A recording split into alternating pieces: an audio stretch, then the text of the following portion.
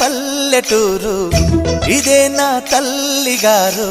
మా ఊరి పాడి పంట రాములోరి దీవెనంట.